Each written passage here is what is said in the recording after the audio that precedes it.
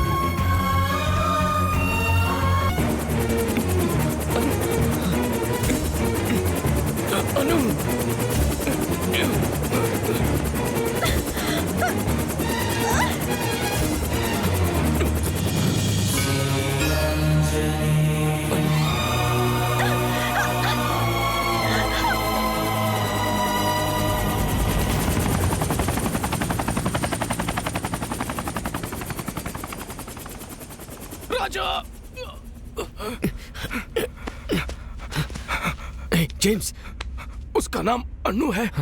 ये तुम्हें कैसे पता? मेरे माँ बाप के अलावा सिर्फ अन्नू ही मुझे चेरी बुलाया करती थी।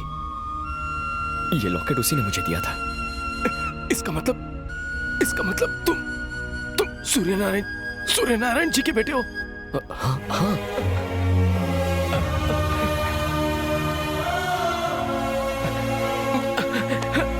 ओह गॉड, एक मिनट।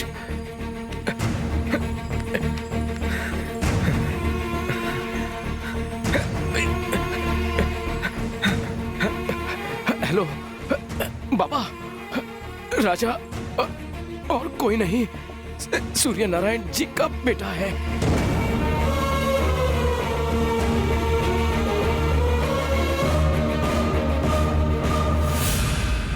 चलो हॉस्पिटल चलते हैं। मेरा जिंदा रहना उतना जरूरी नहीं है जितना तुम्हारा सच जानना जरूरी है। तुम एक बहुत बड़ी सच्चाई से बेखबर हो। तुम्हारे पिताजी ने जो पूजा करवाई थी उसमें जो हादसा हुआ था वो हादसा नहीं था, वो धमाका जानबूझकर करवाया गया था। अपना गांव रायदुर्ग, जिसकी कुल देवी देवी भवानी थी, पर गांव के जीते जागते भगवान तो तुम्हारे पिताजी थे। विजय प्रताप और तुम्हारे पिताजी कॉलेज के जमाने से जिगरी दोस्त थे। उन दोनों की सच्ची दोस्ती की वजह से तुम्हारे पिताजी के कहने पर विजय प्रताप जी ने अपनी 3000 एकड़ की जमीन रायदुर्ग के किसानों को खेती करने के लिए लीज पर दे दी।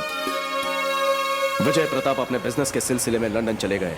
इसी फिराक में था उनका साला बवंडर बिहारी। सर, हमें जांच से पता चला है ये जो 3000 एकड़ की जमीन विजय प्रताप ने किसानों को खेती करने के लिए लीज पर दी है उसमें ए ग्रेड का आयरन ओर है।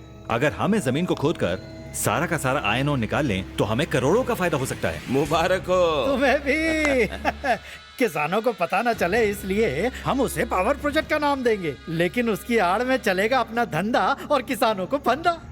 यहाँ पर उन्होंने किसानों को मजदूरी छोड़कर अमीर बनने के सपने दिखाना शुरू कर दिया और लोगों को गोनी भरकर पैसे देने का वादा किया। अगर फैक्ट्री बन गई तो हमारे बच्चों का भविष्य संवर जाएगा। तुम्हारे पिताजी ने उन्हें समझाने की बहुत कोशिश की कि वो प्रोजेक्ट बोगस है और वो आयन ओर के लिए जमीन हथियाना चाहते हैं, पर भोले भाले गांव वाले बवंडर के झांसे में पूरी तरह से आ चुके थे। हमें कोई परवाह नहीं है कि वो क्या करने वाले हैं।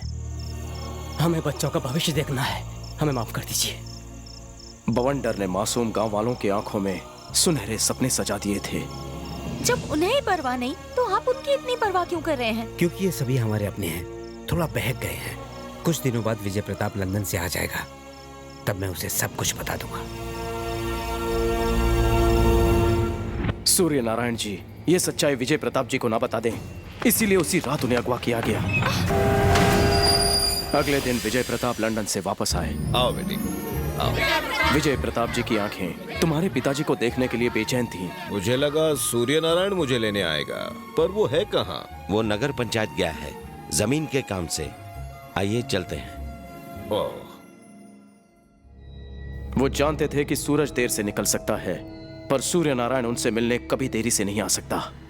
विजय प्रताप जी को बवंडर पर शक होने लगा और वो तुम्हारे घर पहुंचे। तुम्हारे मां के आंसुओं ने सारी सच्चाई बता दी।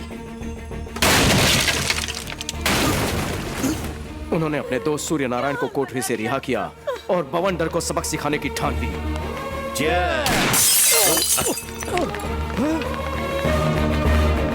जीजाजी, खामोश! बवंडर, यहाँ से अभी निकल जाओ।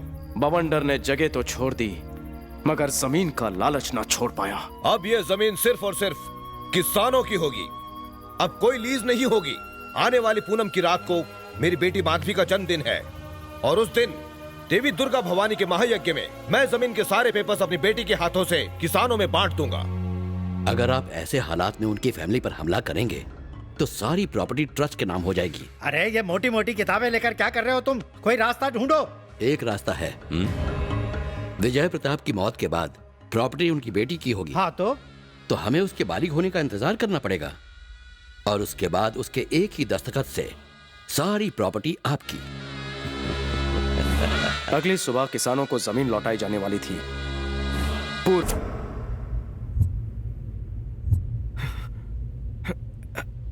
तुम्हारे पिताजी उन जल्लादों का पर्दाफाश ना कर सके, पर तुम तो कर सकते हो।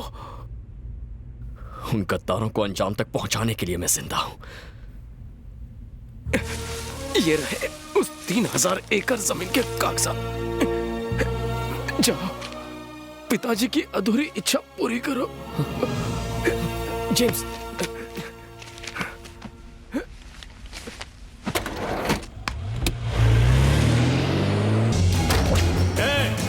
बवंडर बिहारी को फोन लगा।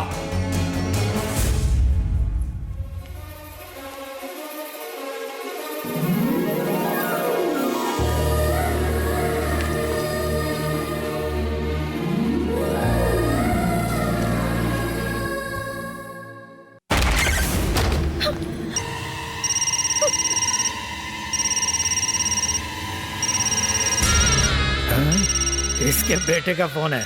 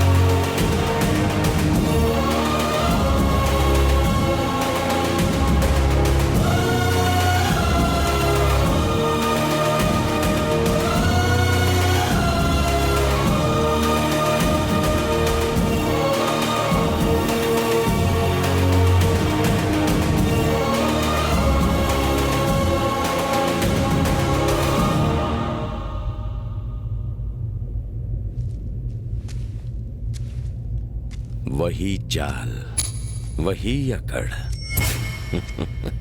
तुझे देखकर तेरा बाप याद आ गया। वही जगह, वही लोग, लेकिन मैं बरसों बाद यहाँ आया हूँ इतिहास बनाने के लिए। बच्चे हो अभी तुम, इतिहास बनाने में खुद इतिहास बन जाओगे। अबे सरकारी पिल्ले, इतिहास गवाह है कि नेताओं की कुर्सी जनता नहीं उखाड़ी है। आज तेरे भी दिन भर गए। जहां खड़ा है ना वहीं गाड़ दूंगा। मैं भी यहाँ फिजूल की बातों में वक्त बर्बाद करने नहीं आया। मुझे मेरी अन्नू चाहिए और तुम्हें जमीन के कागजात। बता अन्नू कहाँ है? अन्नू मुझे नहीं मालूम। यहाँ सब जानते हैं वो कहाँ है, पर कोई तुझे नहीं बताएगा।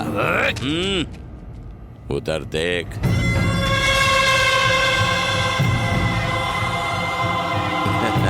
क्या बात है, 13 साल पहले इन्हें लगा कि सूर्य नारायण का बेटा मर चुका है, पर जैसे ही इन्हें पता चला कि तू जिंदा है, दौड़ते चले आए।